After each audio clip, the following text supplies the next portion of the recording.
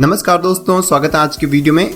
दोस्तों इस वीडियो में जानेंगे लोकसभा चुनाव के बारे में। तो 2024 में होने वाले लोकसभा चुनाव में किस पार्टी को कितनी सीटें मिल सकती हैं दोस्तों, उसके बारे में हम एनालिसिस करने वाले हैं। 2024 के चुनाव से पहले कई सारे न्यूज चैनल ने अपने सर्वे भी जारी कर दिए, उन सर्वे के बारे में भी अच्छे से जानेंगे।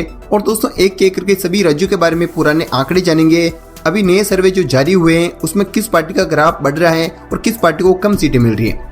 दोस्तों वैसे आप अपनी राय इस वीडियो के कमेंट बॉक्स में जरूर दीजिए। आपके मुताबिक 2024 में किस पार्टी को बहुमत मिल सकता है या सबसे ज्यादा सीटें जीत सकती है, एनडीए, यूपीए या फिर अदर पार्टीज। दोस्तों शुरुआत करते हैं हम पश्चिम बंगाल से। पश्चिम बंगाल के आंकड़े क्या कहते हैं, अभी के सर्वे में किस पार्टी को सबसे ज्यादा सीटें जा रही है। दोस्तों पश्चिम बंगाल में मैं आपको बता दूं कि टोटल 42 लोकसभा की सीटें। सबसे पहले 2014 के आंकड़े आप देख सकते हैं, जिसमें टीएमसी का पलड़ा भारी रहा था, यानी कि सबसे ज्यादा सीटें टीएमसी को मिली थी। दोस्तों 42 में 34 सीटें टीएमसी को मिली थी। एनडीए को मात्र 2 ही सीटें मिली थी 2014 में, और यूपीए को यहाँ से 2014 में 4 सीटें मिली थी। उसके 5 साल बाद 2019 में यहाँ से आप देख सकते हैं आंकड़ों में थोड़ा सा फेरबदल हमें देखने को मिल रहा है। एनडीए ने अपनी सीटों में बढ़ोतरी की है, वहीं इसका नुकसान टीएमसी को भुगतना पड़ा था। टीएमसी की सीटें 22 रह गई थी 2014 में, 34 सीटें थी। एनडीए को 18 सीटें मिली, यानी कि 16 सीटें ज्यादा मिली थी 2014 के मुकाबले। इसके अलावा दोस्तों यूपीए को मात्र 2 ही सीटें यहाँ से मिली थी। दोस्तों अब बात करते हैं कि अभी के सर्वे के मुताबिक इंडिया टीवी मिट्राइल ने अपना जो सर्वे जारी किया है उसके मुताबिक ये आंकड़ा रह सकते हैं। आप देख सकते हैं 42 में से 26 सीटें टीएमसी को जा सकती हैं, एनडीए को 14 सीटें रह सकती हैं, जबकि यूपीए को 2 सीटें मिल सकती हैं। यानी कि 2019 और अभी के सर्वे में कोई खास फेरबदल देखने को नहीं मिलेगा। 1 या 2 सीटें टीएमसी को ज्यादा मिल सकती हैं, तो इसका नुकसान एनडीए को हो सकते हैं। अभी विधानसभा चुनाव में भी आपने देखा कि टीएमसी ने अच्छा प्रदर्शन किया था, वैसे बीजेपी ने भी अच्छा प्रदर्शन किया था, लेकिन जैसी उम्मीदें पहले जताई जा रही थी उसके मुताबिक उन्हें सीटें नहीं मिली थी। दोस्तों तो ये तो पश्चिम बंगाल के बारे में जानकारी होगी 2014-19 में किस प्रकार के आंकड़े रहते हैं। इसके बाद हम चलते हैं पंजाब की तरफ, और इस सर्वे के मुताबिक पंजाब से किस पार्टी को कितनी सीटें मिल रही है। सबसे पहले तो आपको बता दूं कि पंजाब में 13 लोकसभा की सीटें, और 2014 की मैं बात करूं तो आम आदमी पार्टी ने यहाँ से 4 सीटें जीती थी। दोस्तों पहली बार चुनाव लड़ते हुए आम आदमी पार्टी ने पंजाब से 4 सीट जीती। बीजेपी को 2 सीटें मिली थी, यूपीए को 3 सीटें, जबकि अकाली दल को यहाँ से 4 सीटें मिली थी। दोस्तों उसके 5 साल बाद 2019 के आंकड़े आप देख सकते हैं, आम आदमी पार्टी को मात्र 1 ही सीट मिली थी, बीजेपी को फिर से 2 सीट मिली थी, यूपीए यानी कि कांग्रेस को यहाँ से 8 सीटें मिली थी 2019 में, जबकि अकाली दल को यहाँ से 2 सीटें मिली। दोस्तों अभी विधानसभा चुनाव में आपने देखा किस प्रकार से आम आदमी पार्टी पूरी तरह से पंजाब में हावी रही थी, कांग्रेस की एक करारी हार हुई थी। दोस्तों लेकिन सर्वे की बात करते हैं, लोकसभा चुनाव की तरफ हम बात करें तो लोकसभा चुनाव के आंकड़े जानते। दोस्तों इंडिया टीवी मिट्राइल का जो सर्वे हुआ था उसके मुताबिक अगर आज चुनाव होते हैं भारत में लोकसभा के, तो आम आदमी पार्टी को 6 सीटें मिल सकती हैं 13 में से, बीजेपी को 3, कांग्रेस को 3, यानी कि यूपीए को 3, इसके अलावा अकाली दल को यहाँ से 1 सीट मिल सकती है। दोस्तों वैसे आप हमें कमेंट करके बताइए कि आपके मुताबिक पंजाब का ये आंकड़ा रह सकता है या फिर इसमें फेरबदल हो सकते हैं। आम आदमी पार्टी को ज्यादा मिलेगी, कम मिलेगी, या बीजेपी का खाता नहीं खुलेगा, आपका अनुमान क्या कहता है। वैसे तो सर्वे में बीजेपी 3 सीटें जीती हुई नजर आ रही है। दोस्तों पंजाब के बाद हम बात करेंगे केरल की। दोस्तों केरल में मैं आपको बता दूं कि लोकसभा की टोटल 20 सीटें हैं। केरल का आंकड़ा आप देख सकते हैं, 2014 के यूडीएफ को 12 सीटें मिली थी, जबकि एलडीएफ को 8 सीटें मिली थी। यूडीएफ में कांग्रेस भी शामिल है, जबकि एनडीए का 2014 में खाता नहीं खुला था केरल से। दोस्तों इसके अलावा 5 साल बाद यानी कि 2019 के लोकसभा के आंकड़े आप देख सकते हैं, यूडीएफ को एक बार फिर से 19 सीटें मिली, यानी कि सबसे ज्यादा सीटें एक बार फिर उन्हें मिली, और 1 सीट एलडीएफ के खाते में आई थी, और एक बार फिर से एनडीए का केरल में खाता नहीं खुला था। वैसे तो दोस्तों एनडीए उतनी मजबूत नहीं है दक्षिण भारत में, और दोस्तों अभी के सर्वे के मुताबिक यूडीएफ को एक बड़ा फायदा मिल रहा है, यानी कि सारी की सारी सीटें यूडीएफ को जा सकती हैं, कांग्रेस के फेवर में ये सीटें रह सकती हैं। इंडिया टीवी मिट्राइल के मुताबिक सारी की सारी सीटें यूडीएफ जीत सकती हैं। दोस्तों केरल पर भी आप अपनी राय जरूर दीजिए, आपके मुताबिक ये सर्वे सटीक साबित हो सकते हैं या नहीं। दोस्तों केरल के बाद हम बात करते हैं तमिलनाडु की। दोस्तों तमिलनाडु में टोटल 39 सीटें हैं। दोस्तों 2014 की मैं बात करूं तो 39 में से 37 सीटें एआईडीएमके को गई थी।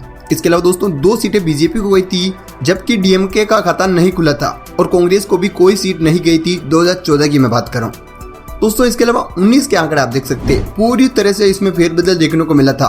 2014 में एआईडीएमके 37 सीटें जीतने वाली 2019 में मात्र 1 ही सीट जीत पाई थी। डीएमके 38 सीटें मिली थी जो कि यूपीए का हिस्सा है।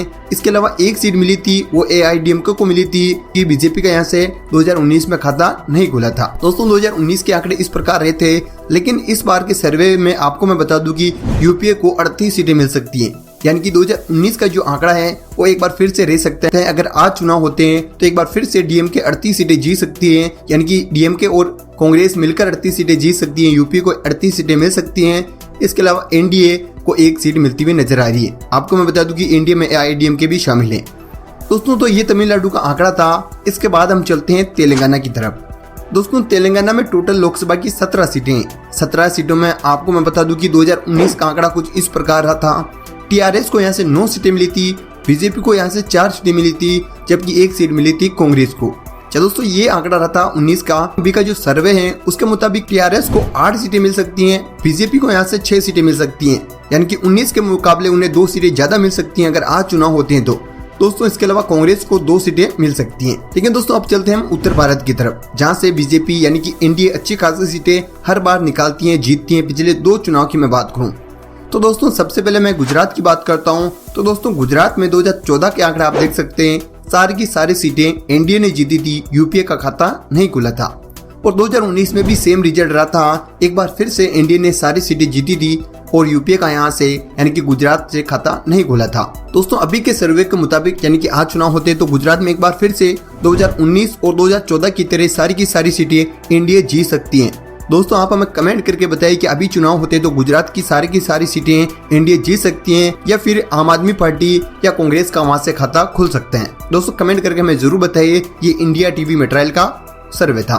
दोस्तों इसके बाद हम चलते हैं राजस्थान में। दोस्तों राजस्थान में मैं आपको बता दूं कि टोटल लोकसभा की 25 सीटें। 25 सीटों की मैं बात करूं तो 2014 में सारी की सारी सीटें एनडीए ने जीती थी, यूपीए का वहां से खाता नहीं खुला था।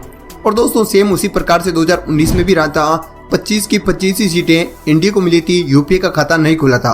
25 में से 24 सीटें 2019 में बीजेपी को मिली थी, जबकि एक सीट आरएलपी को मिली थी जो कि एनडीए का हिस्सा है। वहीं दोस्तों सर्वे की बात कर लेते हैं। दोस्तों सर्वे के मुताबिक राजस्थान में भी एक बार फिर से सारी की सारी सीटें अगर आज चुनाव होते हैं तो एनडीए जीत जाएगी। या दोस्तों वैसे आप हमें कमेंट करके बताइए क्या राजस्थान में भी एक बार फिर से एनडीए सारी की सारी सीटें जीत जाएगी अगर आज चुनाव होते हैं तो। दोस्तों इसके अलावा अब चलते हैं सबसे बड़े राज्य सीटों के मामले में यूपी की तरफ। दोस्तों यूपी में मैं आपको बता दूं कि टोटल 80 सीटें हैं लोकसभा की, जो कि सबसे ज्यादा है पूरे भारत में। दोस्तों यूपी की मैं बात करूं तो 2014 में पूरी तरह से एनडीए वहां हावी रही थी। एनडीए को वहां से 71 सीटें मिली थी, यूपीए को 2 सीटें, समाजवादी पार्टी को 5 सीटें, वहीं बीएसपी का खाता नहीं खुला था। 2014 की मैं बात कर रहा हूँ। दोस्तों उसके बाद 2019 की मैं बात करूं तो ये आंकड़ा इस प्रकार रहा था। एनडीए 62, यूपीए 1, एसपी 5, वहीं बीएसपी को यहाँ से 10 सीटें मिली थी। वहीं दोस्तों इस सर्वे की बात कर लेते हैं। इंडिया टीवी मटेरियल के मुताबिक अगर आज चुनाव होते हैं तो एनडीए को 76 सीटें मिलेगी यूपी से। दोस्तों भी आपने विधानसभा के चुनाव देखे, उसमें भी बीजेपी की जीत हुई थी, लेकिन 2017 के मुकाबले उन्हें कम सीटें मिली थी। दोस्तों एनडीए को 76 सीटें मिलेगी, यूपीए को 1, एसपी को 2, वहीं बीएसपी का खाता नहीं खुलेगा। अगर दोस्तों आज चुनाव होते हैं इंडिया टीवी मटेरियल के मुताबिक ये आंकड़ा रह सकते हैं। दोस्तों यूपी पर भी आप अपनी राय जरूर दीजिए। दोस्तों इसके अलावा मध्य प्रदेश की बात करते हैं। मध्य प्रदेश में भी बीजेपी वहीं एनडीए का अच्छा खासा दबदबा हमें देखने को मिलता है। दोस्तों 2014 में 26 सीटें जीती थी, 29 में से 2 सीटें यूपी को गई थी। इसके अलावा दोस्तों 19 के आंकड़े भी आप देख सकते हैं। 28 सीटें एनडीए को मिली थी, 1 सीट यूपीए को मिली थी। इसके अलावा दोस्तों सर्वे की बात कर लेते हैं। सर्वे के मुताबिक 2019 में जिस प्रकार के आंकड़े रहते उसी प्रकार के आंकड़े एक बार फिर से रह सकते हैं। अगर आज चुनाव होते हैं तो मध्य प्रदेश में एक बार फिर से एनडीए 28 सीटें जीत सकती है 29 में से। दोस्तों अब बात करते हैं हरियाणा की। दोस्तों हरियाणा में टोटल 10 लोकसभा की सीटें और 2014 की मैं बात करूं तो 10 में से 7 सीटें एनडीए ने जीती थी, जबकि 1 सीट यूपी को गई थी। बाकी सीटें की मैं बात करूं तो अदर छोटी मोटी पार्टियों को गई थी। दोस्तों 19 की मैं बात करूं तो यह आंकड़ा बिल्कुल अलग रहा था। 19 की मैं बात करूं तो एनडीए को 10 सीटें गई थी। इसके अलावा यूपीए का यहाँ से खाता नहीं खुला था। 19 की मैं बात कर रहा हूँ। दोस्तों वैसे इस सर्वे के बारे में जाने कि अगर आज चुनाव होते तो हरियाणा की 10 की 10 ही सीटें एक बार फिर से एनडीए जीत सकती हैं। क्या दोस्तों इस सर्वे का मानना है कि आज चुनाव होते हैं तो एक बार फिर से 2019 की तरह आंकड़े रह सकते हैं, यानी कि सारी की सारी सीटें इंडिया जीत सकती है। तो दोस्तों ये थे कुछ सिलेक्टेड राज्यों के बारे में आंकड़े, यानी कि इस सर्वे के मुताबिक कितनी कितनी सीटें उन्हें मिल सकती हैं और पुराने आंकड़े किस प्रकार है। 2014 और 2019 के आंकड़े मैंने आपको बताए। दोस्तों आप हमें कमेंट करके बताइए ये सर्वे कितना सटीक साबित हो सकते हैं, किस राज्य का सर्वे सटीक साबित होगा या नहीं होगा। आपकी राय के मुताबिक आप हमें कमेंट करके जरूर बताएं। दोस्तों इसके अलावा कुछ बचे हुए राज्यों के बारे में अगले वीडियो में बात करेंगे। दोस्तों अभी तक आपने DMV को सब्सक्राइब नहीं कर रखा है तो कर दीजिए